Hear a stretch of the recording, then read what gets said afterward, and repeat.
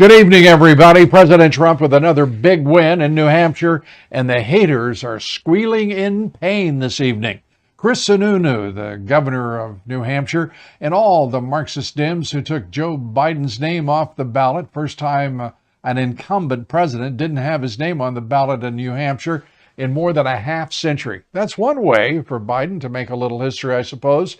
So the first in the nation primary is in the books now. And President Trump making history the best of ways, taking Iowa and New Hampshire by double digits and standing with President Trump on stage for his victory speech last night, where his son Eric, Senator Tim Scott, Vivek Ramaswamy, Congresswoman Marjorie Taylor Greene, and he wasn't too impressed with Tricky Nikki's concession speech, the president commenting several times that she seemed to be talking like she had won the thing. I have to tell you, it was very interesting because I said, wow, what a great victory. But then somebody ran up to the stage all dressed up nicely when it was at 7. But now I just walked up and it's at 14. But she ran up when it was 7. And, you know, we have to do what's good for our party. And she was up and I said, wow, she's doing like a speech like she won. She didn't win, she lost. And, you know, Last week we had a little bit of a problem, and if you remember, Ron was very upset because she ran up and she pretended she won Iowa. And I looked around, I said, didn't she come in third? Yeah, she came in third. And then I looked at the polls. She was talking about most winnability, who's going to win, and I had one put up. I don't know if you see it, but I have one put up. We've won almost every single poll in the last 3 months against crooked Joe Biden, almost every poll. And she doesn't win those polls. And she doesn't win those. This is not your typical victory speech, but let's not have somebody take a victory when she had a very bad night. She had a very bad night. And to be perfectly clear, Tricky Nikki Haley not only didn't win, but 70% of her votes came from undeclared voters, not Republicans, Democrats and independents who crossed over in the primary because that's what Trump-hating Governor Chris Sununu told them to do. In my opinion, Haley's been figured out by most of the Republican voters. They now see her for what she is, a phony rhino, a neocon, and completely servile to the military-industrial complex and Wall Street. The establishment donors spent almost, in fact, $170 million on her and DeSantis trying to trip up Trump. They didn't. They lost and will lose some more. In Nevada, she's not on the ballot, and she's toast in her home state of South Carolina, where President Trump is running 30% ahead of her. Will she have the sense to get out and get behind President Trump? Who knows? But she's done. And the Republican Party now belongs to and is now led by President Trump, the presumptive nominee of the party. The Supreme Court made an historic mistake this week when the court decided not to hear arguments before ruling on whether the U.S. Border Patrol could tear down razor wire on the border with Mexico, put up by the Texas state government to block the invasion of what has turned out to be millions of illegal immigrants, 10 to 12 million over the course of the 3 years of the Biden administration. The Supreme Court heard no arguments, issued no opinions. They just ruled by a 5-4 vote to side with the Marxist Dems, the Biden regime, the Mexican drug cartels, an outrageous decision by the obviously intimidated and coerced Supreme Court. And they, in their weakness, have jeopardized the court's legitimacy by ignoring the authority and duty of the invasion clause of the Constitution, in my opinion, and the 10th Amendment that guarantees states' rights. That razor wire is still up near Eagle Pass, Texas, near the border, where the state took control of 2.5 miles that the cartels have been using as a corridor for trafficking, for smuggling deadly drugs and transporting illegal immigrants. With us tonight is Attorney General Ken Paxton. And Mr. Attorney General, it's great to see you. Thanks for being with us. Will Texas stand its ground against the Supreme Court order? You know what? It sure looks like we're going to. The governor put out a pretty strong letter back to the federal government saying we have a right to defend our state.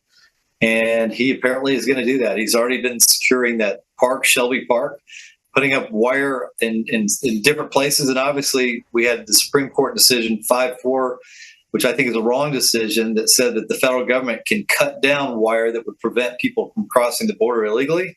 That doesn't mean we're going to help them. So they're going to have to do this on their own, and we're going to do everything we can to prevent them from having access to our property.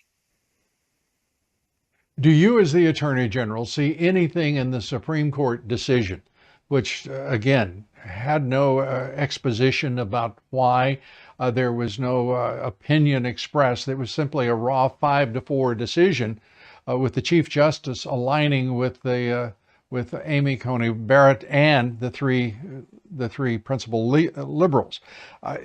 What is your responsibility, do you think, to the Supreme Court? Is there one, or with this order, can you simply ignore it? No, we're not. I mean, the reality is we're back in trial court. All they did was get rid of the injunction, but that injunction stopped the federal government from cutting our wire. That was a Fifth Circuit injunction, but it doesn't make us do anything. We have no obligation to the federal government to help them create a situation where there's more illegal immigration. We have no obligation to aid and abet the cartels who work with the Biden administration to get as many people across the border. So we're not going to help the cartels. We're not going to help the Biden administration accomplish the apparent goals of getting people here as fast as possible while Biden's still president. So we're looking at actually more razor wire being raised.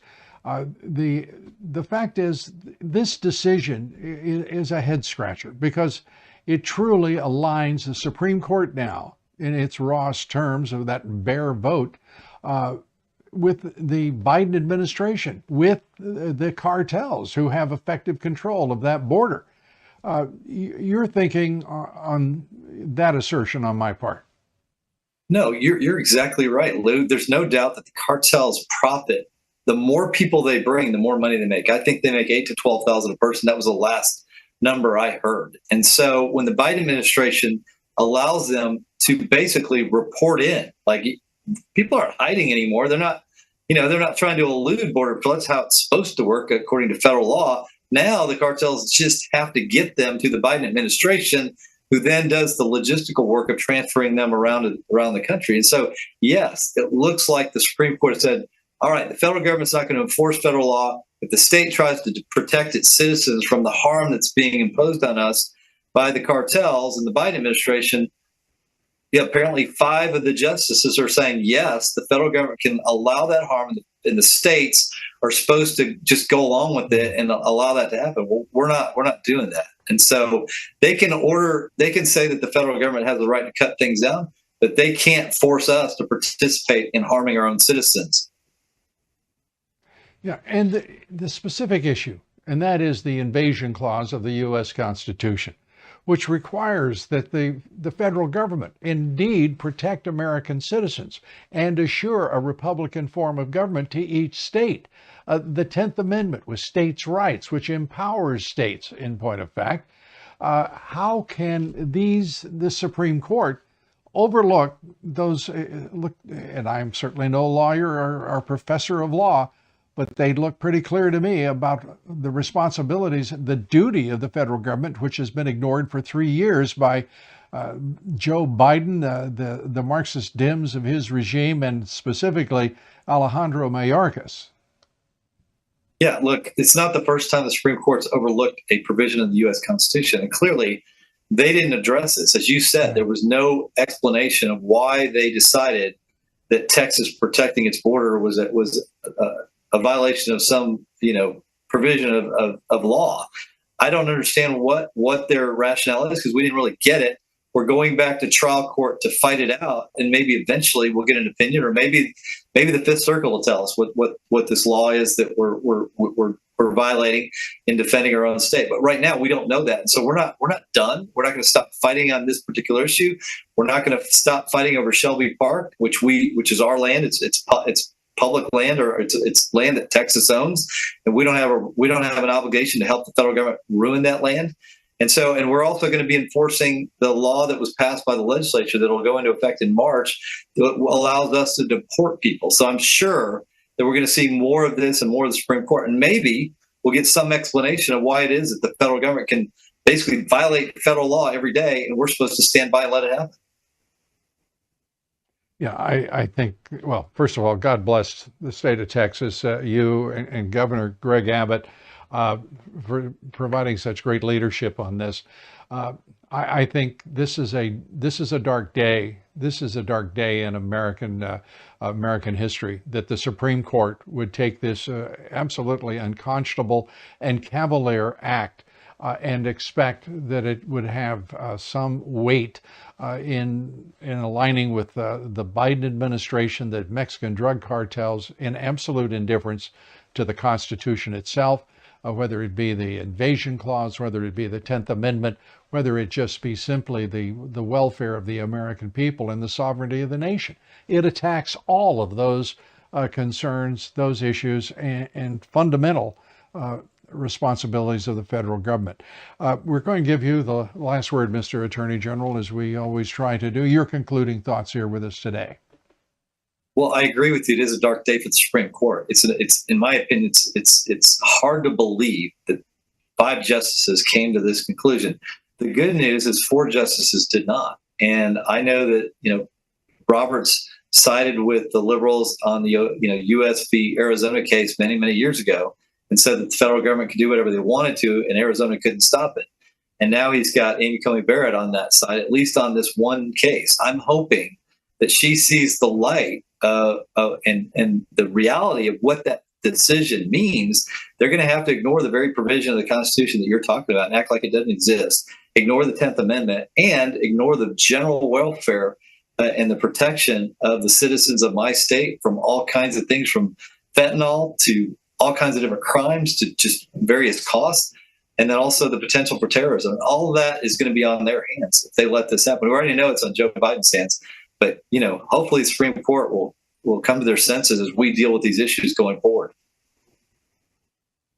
And hopefully it is not what it appears to some, to many, and that is a couple of justices who have been intimidated by the Marxist Dems in this country, the demonstrations at their homes, and a Chief Justice who is in some way has been intimidated. These are such departures from his body of decisions and rulings over the course of time. It is a sad moment for the court, and we need to make certain that we have certainly no tragic end as a result of this poorly thought out, poorly considered, and unprincipled decision, in my opinion. We thank you, Ken Paxton, for being with us. You're a great Attorney General and a great American. Thanks so much. Up next, we have more on this story and the state of Texas's efforts to defy the Supreme Court. Will they prevail? The hope of the country resting on the shoulders of Texas leaders. We'll be right back. That's next.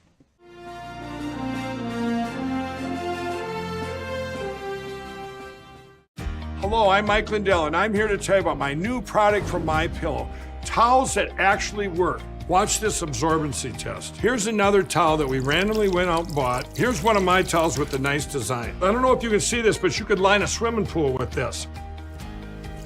I mean, this is crazy. Get rid of it. Towels that actually work.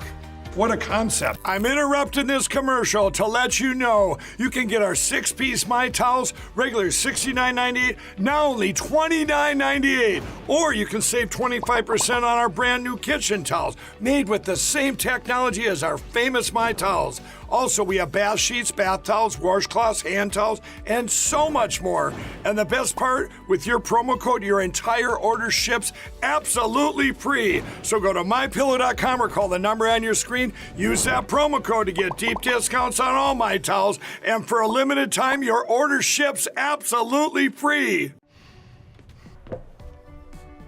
Looks like you've been sleeping well. Megan, he's back. The My Pillow guy. And you're looking good. Still feeling good. Well, just when you thought it couldn't get any better, we've got the best pillow ever, My Pillow 2.0. When I invented My Pillow, it had everything you'd ever want in a pillow. Well, now there's new technology that makes it even better. My Pillow 2.0 has my patented fill combined with a cooling fabric with temperature regulating thread. My Pillow 2.0 is truly the next generation of My Pillow.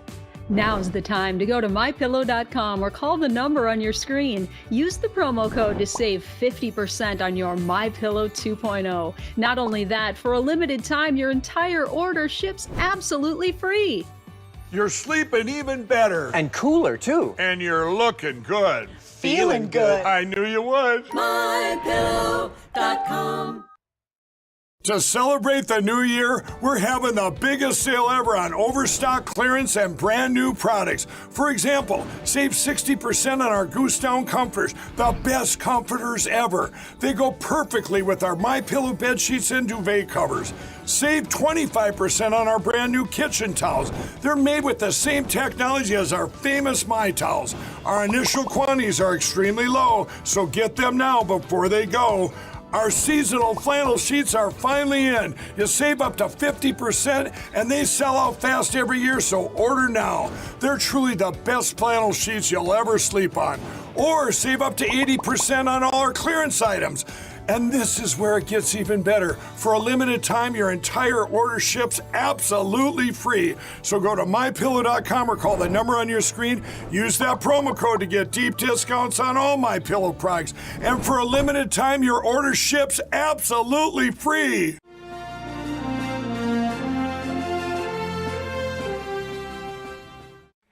The Supreme Court has ruled in favor of open borders, siding with the Biden regime, the Marxist Dems, and of course, the Mexican drug cartels that now control our border.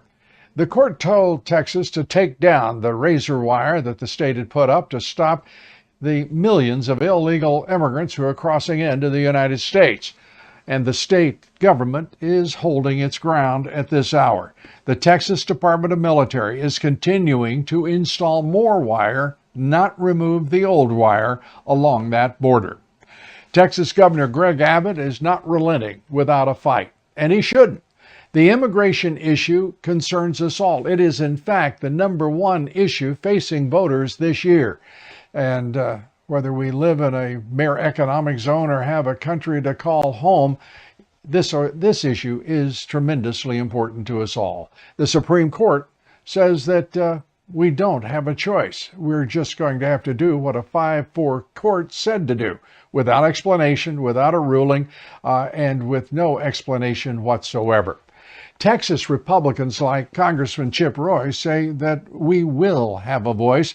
That's why Congressman Roy urged Abbott and his colleagues to hold fast. The left-wing corporate media wants to, of course, pull on your heartstrings and cast Republicans as cruel because we don't like the idea of 10 to 12 million illegal immigrants being brought into our country in a period of 3 years. But you know what is worse than some metal mesh that is a barricade against the entry of illegal immigrants? A 20-year-old girl with autism being raped and murdered by a suspected MS-13 gang member. The girl, Kayla Hamilton, had just celebrated her birthday when she was strangled with a phone cord.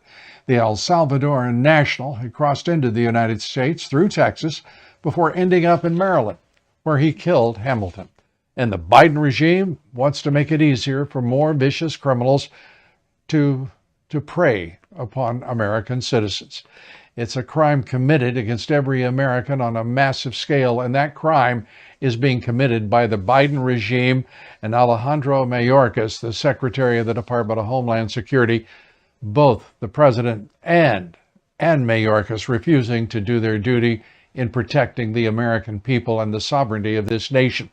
The blood of Hamilton and every victim of illegal immigration stains the hands of the Marxist Dems. Now it will also color the hands of the Supreme Court. And joining me now to talk about it is Katie Sullivan.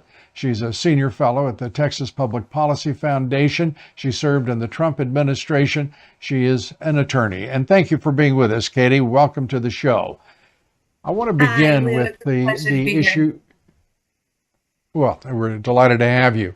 I want to start with the idea that a 5-4 court doesn't hold arguments, doesn't explain their rulings, doesn't have any kind of opinion on it, just a raw 5-4 vote and telling the state of Texas what they must do.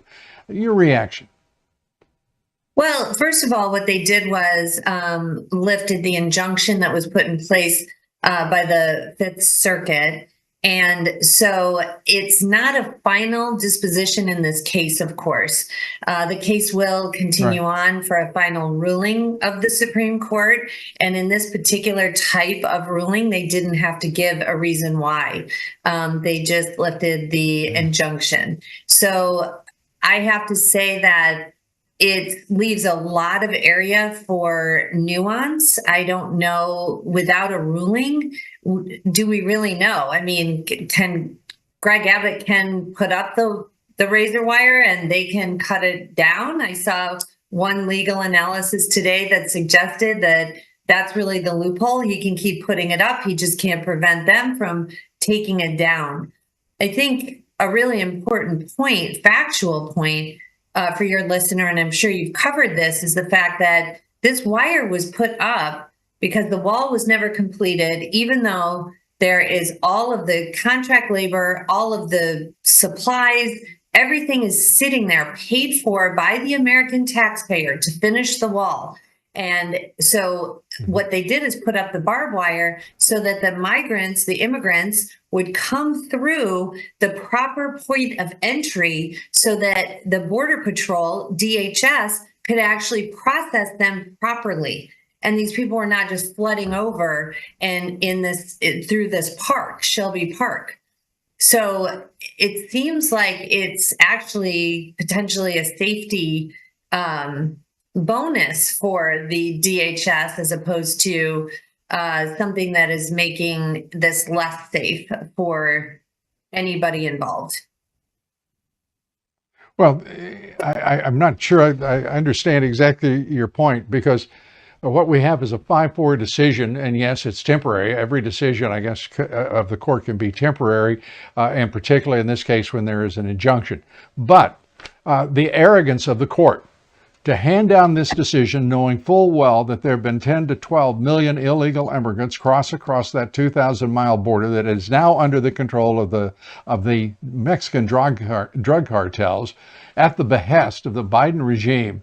And the people along that border are paying an immense price, and everyone working for a living in this country, they're watching their wages fall as a result. We're looking at higher prices for housing because now there are 10 to 12 million more people here.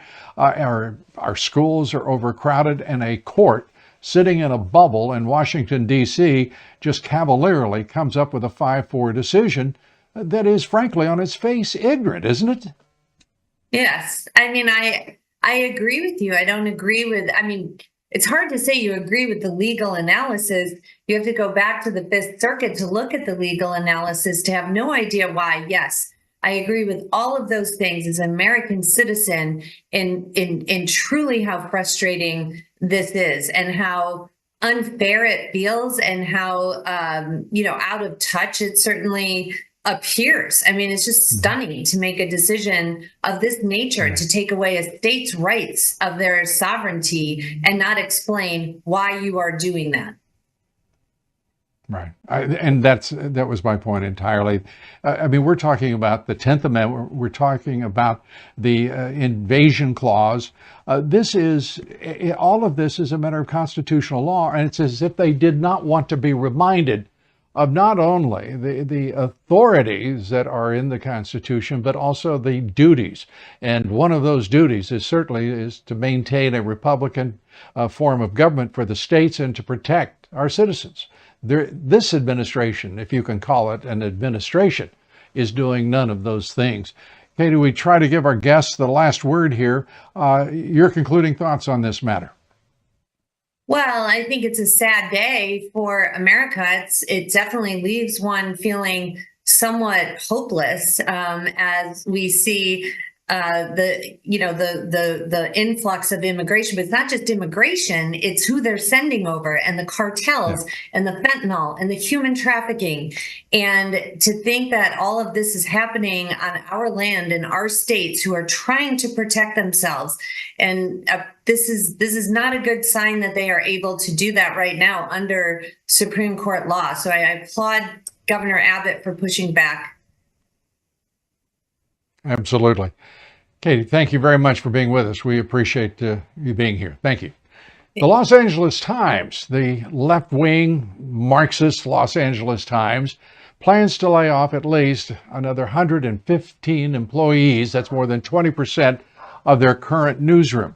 One of the most significant cuts in their labor force in its 142-year history. The LA Times projecting another year of heavy financial losses for the newspaper. Good journalism is rare. It's even rarer in Los Angeles, thanks to the Times. The idea that this newspaper, which was once a glorious journalistic organization, is on the brink of oblivion is disturbing.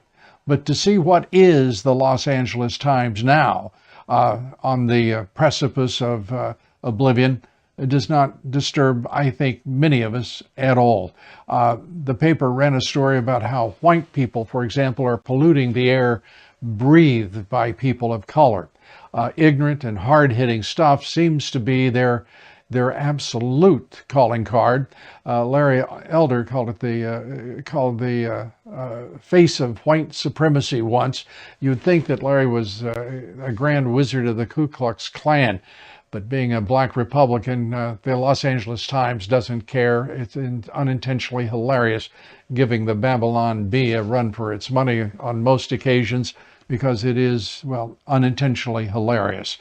But it is also, and never forget this, it has been and has become a deeply evil, malicious organization. An editorial board in 2021, for example, calling for a crackdown on the unvaccinated amid just a brief resurgence of COVID-19. They're authoritarian leftists, but are there really, truly any other kind? The editorial board also cheering for people to lose their jobs over the vaccine, using the word hooray in reaction to companies like Google and Facebook making vaccination a requirement. Well, today, I wouldn't blame you if you said hooray if this left-wing rag disappeared from Los Angeles. I hope it doesn't show up anywhere else in this country. Coming up next, President Trump's historic win. It was a beauty, and a programming reminder for all of you. Please join us each and every day, 7 days a week on my podcast, The Great America Show, available at LouDobbs.com, the Apple Podcasts, iHeart, Spotify, wherever you get your podcasts, will be there waiting for you.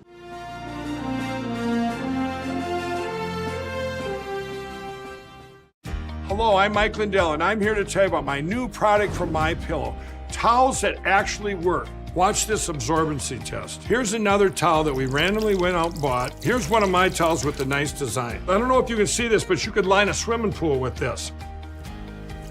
I mean, this is crazy. Get rid of it.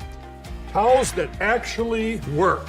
What a concept. I'm interrupting this commercial to let you know you can get our 6-piece My Towels, regular $69.98, now only $29.98. Or you can save 25% on our brand new kitchen towels, made with the same technology as our famous My Towels. Also, we have bath sheets, bath towels, washcloths, hand towels, and so much more. And the best part, with your promo code, your entire order ships absolutely free. So go to MyPillow.com or call the number on your screen. Use that promo code to get deep discounts on all My Towels. And for a limited time, your order ships absolutely free. Looks like you've been sleeping well. Megan, he's back. The My Pillow guy. And you're looking good. Still feeling good. Well, just when you thought it couldn't get any better, we've got the best pillow ever, My Pillow 2.0. When I invented My Pillow, it had everything you'd ever want in a pillow. Well, now there's new technology that makes it even better. My Pillow 2.0 has my patented fill combined with a cooling fabric with temperature regulating thread. My Pillow 2.0 is truly the next generation of My Pillow. Now's the time to go to MyPillow.com or call the number on your screen. Use the promo code to save 50% on your MyPillow 2.0. Not only that, for a limited time, your entire order ships absolutely free. You're sleeping even better. And cooler, too. And you're looking good. Feeling good. I knew you would. MyPillow.com.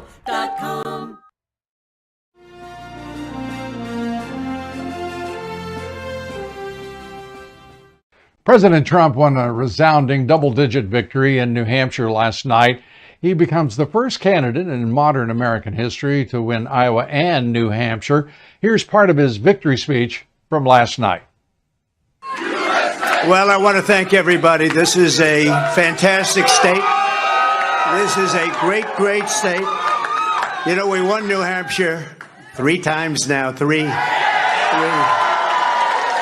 We win it every time. We win the primary, we win the generals, we've won it, and it's a very, very special place to me. It's very important. If you remember, in 2016, we came here and we needed that win, and we won by 21 points, and it was great. The president reminiscing over victories, hard-earned victories, and especially, I think, this time. Well, what makes President Trump's victory even more remarkable, really, is the fact that he actually did win, as Nikki Haley outspent Trump 2-1, $31 million in the state. Republican donors also spending over $160 million trying to defeat him in Iowa and New Hampshire. That's how much the other candidates spent combined. The figure is likely to rise as Nikki Haley insists she will remain in the race. That will be an expensive decision, some say one of delusion. Now, you've all heard the chatter among the political class. They're falling all over themselves, saying this race is over.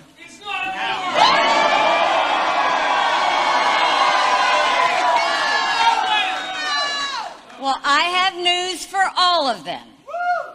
New Hampshire is first in the nation. It is not the last in the nation.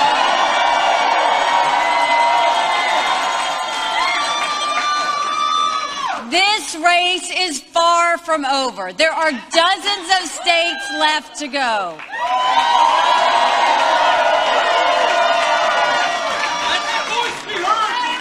And the next one is my sweet state of South Carolina. Well, she doesn't mention that in her sweet state of South Carolina, President Trump right now holds a 30-point lead over her. And it may well be the last contest. Who knows?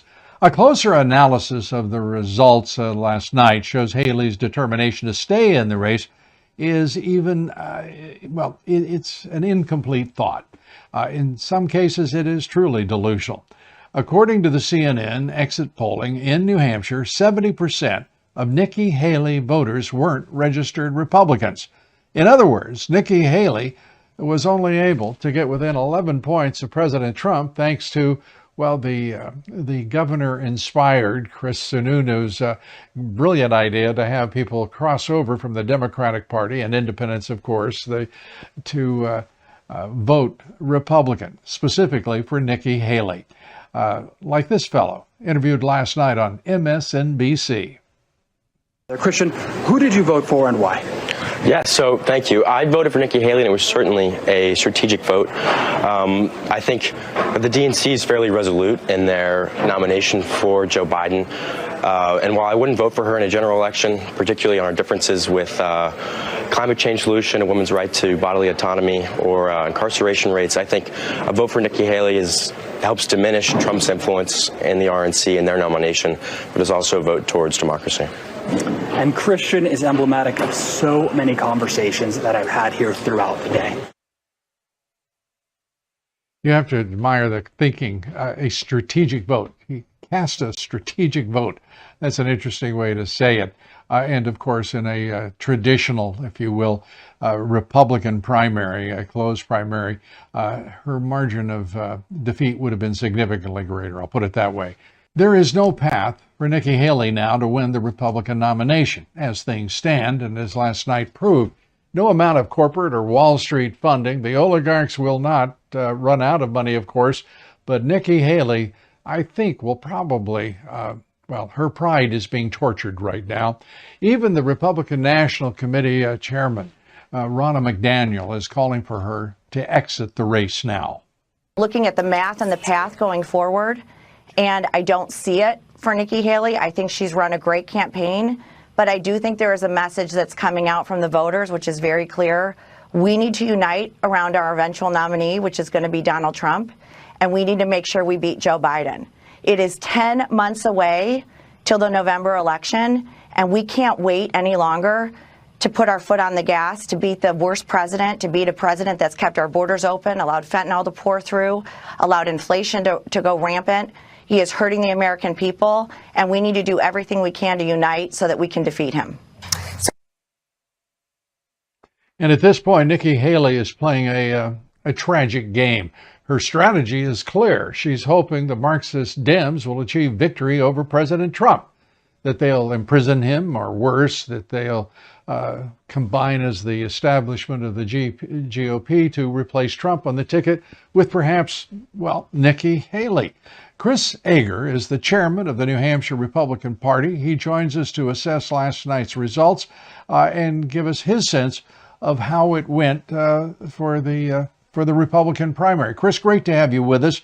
And it was an exciting night, even if it was called fairly early, an exciting night. Your thoughts? I think it was a big win for President Trump. The state was set up to give a challenger like Nikki Haley the best possible shot to defeat him. We're very friendly to any candidate, very open. Big money doesn't have as big of an impact in New Hampshire because we're a small state. Retail is more important. And so, she had a chance to win. She had a great opportunity. She was given every opportunity to compete, and President Trump won by double digits. So it's up to her campaign to assess whether they think they can win in the long run or not. But, our view is let the candidates and let the work and let the people decide. And then, we go from there. But I think it was a resounding win for the president. Yeah, I think of all the things that, to me, it was not so much aggravating that there were so many candidates. And a point of fact, I mean, that's a fairly, I think that's freedom, liberty at its best. Put as many candidates as you want out there. But how many candidates did you have on the ticket for the Republican primary? So we had 24 candidates on the ballot, and the filing period ended in October 27th. So that's when we lock in the ballot. Since then, of those 24 candidates, we really came down to a one-on-one, which gave Nikki Haley what she wanted, a head-to-head competition. Right. So she had, kind of the stars aligned for her to have the best opportunity that she could to get her message out, to talk to the people and have the people in New Hampshire decide. And so I don't think that she can really have anything negative to say about the process, about the fairness, about the opportunity. And we had 14, I think, candidates who spent money and had people on the ground here at one point. It was 14, I'd say, legitimate candidates. Now, it was down to 1-to-1. So great head-to-head competition. I love both candidates. I like a lot of the Republican candidates, but President Trump came out on top, in a big way yesterday. Yeah, he did.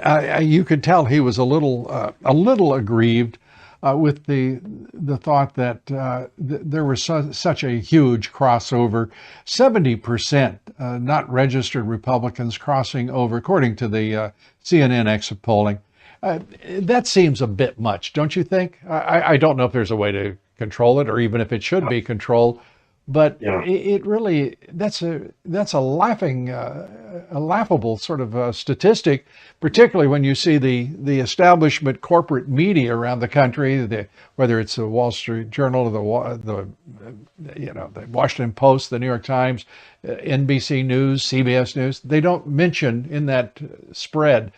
It was funny watching CNN. They wouldn't talk about that, the makeup of that vote early on. Later they did.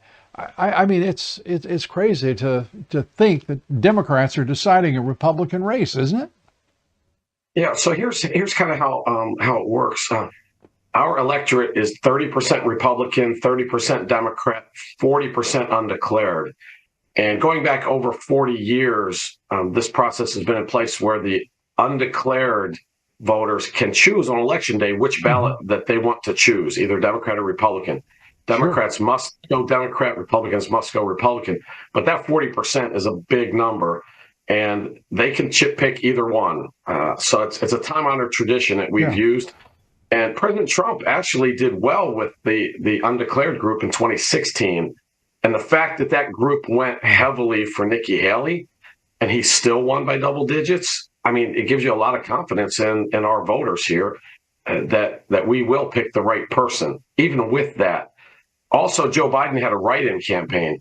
And so a lot of the hardcore Democrats that might want to play some trickery, they had pressure to do a write-in for Biden so he wouldn't be embarrassed. Yeah, I think that was probably the smartest thing that he could have done. I want to ask you to comment on it, but for him not to be, he's the first incumbent president in over a half century not to be on the ballot. That sort of tells you how far he's going to go to hide out in this campaign. Your last, give us your concluding thoughts here. We'd like to give you, our guests, the last word, if you would, Chris. Yeah, we had a historic turnout in the Republican primary yesterday, over 300,000. So that's 6 times as many people per capita voted in New Hampshire as in Iowa, for example. Our voters are very engaged, very knowledgeable, and they do their homework. And so for President Trump to win double digits and for Joe Biden to have anemic numbers really gives a good indication of where the electorate's going. And so I think President Trump did a fantastic job of coalescing his voters to get out there and vote. Very motivated, very passionate. And I think you're going to see that across the country. I do too. Chris, we appreciate you being with us. Thanks for coming by. Come back soon. We're following here a very important federal case in federal court in Atlanta, Georgia. We are following the remarkable election security case that has been stretched out over 6 years. And we are learning more about the vulnerabilities of the election machines in use, in particular in Georgia. And reporter Amber Connor is joining us now. She witnessed the computer expert, a professor of computer science from the University of Michigan, Alex Halderman, hack a voting machine right in front of the district judge, Amy Totenberg, and in front of the court itself. And tonight, we're learning the testimony of Georgia State Elections Director Blake Evans has thrown Judge Totenberg apparently for something of a loop. Revealed during the trial that Georgia acknowledged these vulnerabilities, but can't say what concrete steps it's taken to fix them, to mitigate them. We bring in now reporter Amber Connor for more details on the day's activities in that court. Amber, thanks for being with us. If you will, bring us up to date. Okay, so today in the courtroom, Blake Evans was brought up to testify by the state's defense. And Blake Evans stated that he works for Eric and also became Secretary of State's Elections Director in 2022. At this point, as he's starting to give his testimony, the judge seems to be a little frustrated because the plaintiff's counsel is asking why he's not communicating the changes that were made and is just going through what he discussed with CISA. At this point, they said they have not received communications or interrogatories from the state's defense and wanted to know what they were doing with this witness. And is he going to answer the questions that they have been asking? And it's a little too late in this process to insert him and then try to change the trajectory. So the judge states, the state has said it followed CISA recommendations, but they have not shown if and how they addressed said recommendations. Judge then requests a supplement concerning communication as to what measures were taken. The judge stated there seems to be a seemingly profound lack of interest in providing documentation that CISA and Halderman's reports of vulnerabilities have been addressed. And she goes further to state there has been difficulty with the state responding to how these measures have been addressed. Then, importantly, the state's defense asked if they could bring more testimony for Blake Evans and continue on. And the judge said, if I do not like what I'm hearing, then I will strike his testimony and allow it to be put as a proffer at the end, which is like a bullet point that summarizes what he said. And then I'll... Amber, let me interrupt you for just a minute because we're running out of time.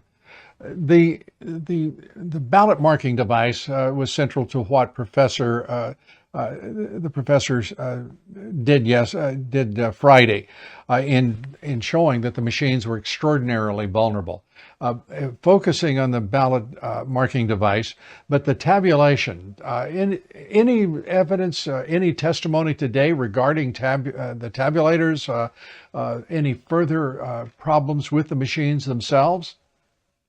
So what he stated was very revealing and made everyone gasp except for the state's defense. And the question was, did you ever contact Dominion about what upgrades concerning the November 2024 election need to be made? And he said yes. And then the state's defense asked, will these upgrades be made? And then Blake Evans said no. And then the state's defense said Dominion decided not to push for upgrade of software. And then Blake Evans says, I contacted them and they decided not to do the 513 software update, but decided to do the newer 517 software update. And he told them that they were informed of this in March of 2023.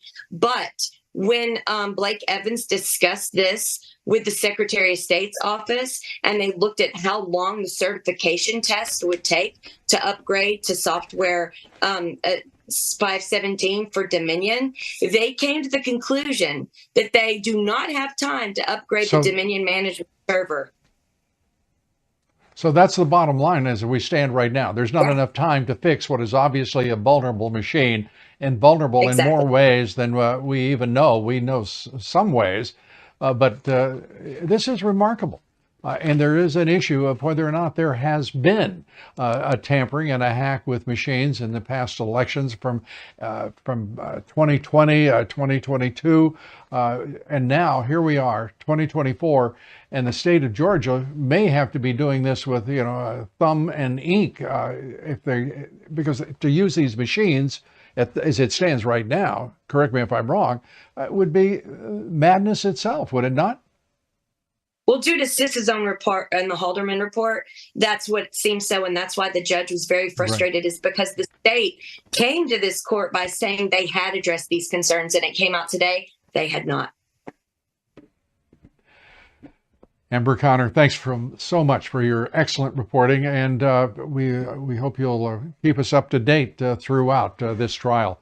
Fascinating and critically important to the nation. Thanks so much, Amber Connor. We'll be right back. Stay with us.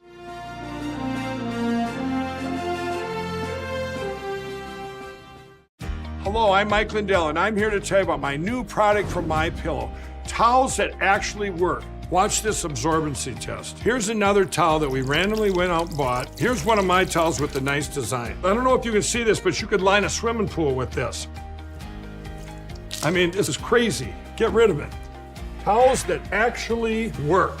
What a concept. I'm interrupting this commercial to let you know you can get our 6-piece My Towels, regular $69.98, now only $29.98. Or you can save 25% on our brand new kitchen towels, made with the same technology as our famous My Towels. Also, we have bath sheets, bath towels, washcloths, hand towels, and so much more.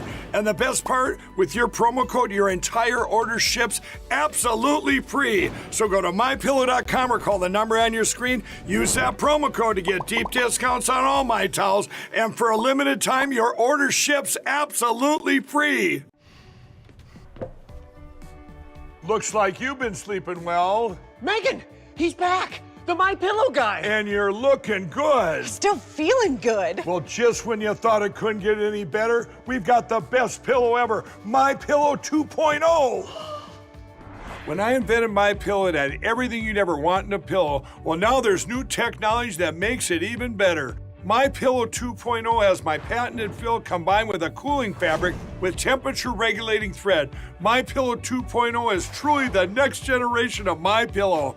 Now's the time to go to mypillow.com or call the number on your screen. Use the promo code to save 50% on your My Pillow 2.0. Not only that, for a limited time, your entire order ships absolutely free. You're sleeping even better. And cooler, too. And you're looking good. Feeling good. I knew you would. mypillow.com.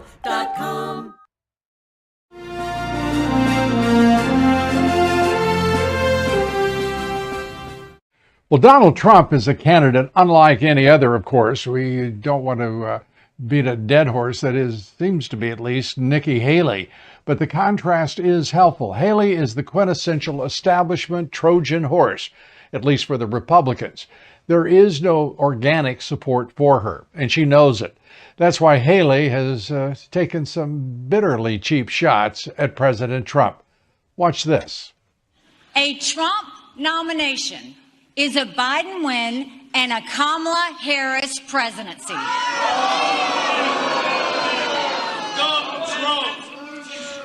I defeat Biden handily. A little outrageous and really very classy, don't you think? Meanwhile, President Trump has galvanized Republican voters in a way no other president has done in modern memory or history, winning their hearts and minds, and that's why Republicans have delivered New Hampshire to President Trump 3 times now. Haley is fighting the ocean. Her donors may as well be throwing money at a tsunami named Trump. But they can afford it, of course, so let's not throw any benefits for them, while America can't survive a second Biden administration. The oligarchs behind Haley will be fine one way or another, so they will encourage her to carry on with her South Carolina sock puppet charade and stay in the primary as long as possible. Because, after all, the only real issue here for them is stopping Trump. And Trump, they keep forgetting, is leading a movement. Haley is running a vanity campaign paid for by the oligarchs and the elites. There is no comparison. Politico interviewed a New Hampshire man named Ted Johnson. It's a rare piece of decent journalism that shows why Trump is so unique. Johnson, a veteran, says the system is broken, the country he served needs a hard reset. And he sees President Trump as the only man capable of shouldering the burden. Johnson finds in Trump his hope for a better American future. The way Johnson feels about Trump can't be cooked up by a political action committee or a bunch of strategic savants taking down millions of dollars a year for their trouble. It's a deeply profound connection that money can't buy and that only Trump seems to have with his base, his supporters, with the American people. Every time President Trump is attacked by Biden or Haley, the deep state, or the left-wing media, the bond is only strengthened. That's why he can't be stopped. George Papadopoulos is a former Trump foreign policy advisor for his campaign, and as a victim of the deep state, he understands firsthand why so many Americans have rallied around President Trump. And he joins us now. Great to have you with us. And let me start, George, with the very simple question. How do you think he's doing so far? Well, thank you very much for having me, Lou. It's a real pleasure to be with you. Of course, as an ardent supporter of the America First movement going back to the summer of 2015, before I joined Trump's campaign, of course, I worked for Ben Carson's campaign. I think he has galvanized the American public once again. It feels just like 2016 all over again. We can't forget that this past election, Donald Trump had over 75 million Americans vote for him. That's not simply a base. That is half of the electorate. He is now the unequivocal face of the Republican Party. He has now reoriented the Republican Party towards the America First Party, and that is certainly damning for the uniparty and the various candidates who have now attempted to dethrone him. We saw this happen in 2016. The uniparty candidates with unlimited funding and backing, like Jeb Bush or even Hillary Clinton, no amount of super PAC money was able to overthrow the will of the people. We're seeing it again this election. I think Donald Trump is stronger than ever. I think he's going to go into South Carolina. He's going to have victory there, and then we'll see Nikki Haley hopefully drop out, endorse him. We could coalesce and defeat Biden in 2024. Yeah, I think that is the hope. There is the reality of 2020 as well. And much of the architecture that was created under the guise of a response to the COVID-19 pandemic remains with us. Voting times have been extended. Voting seasons have been extended from days and day only, an election day in every constitution. But that's all been overrun, and the Republicans haven't responded. The integrity of this election is even more critical than 2020. Because this is truly an existential election. We either survive as a constitutional republic or we don't. And it all depends on the election of one Donald Trump. Your thoughts about electoral integrity and why the Republicans do so very little in their own interest with a leadership at the RNC and in many states around the country that are simply indifferent to improving the integrity of the electoral system.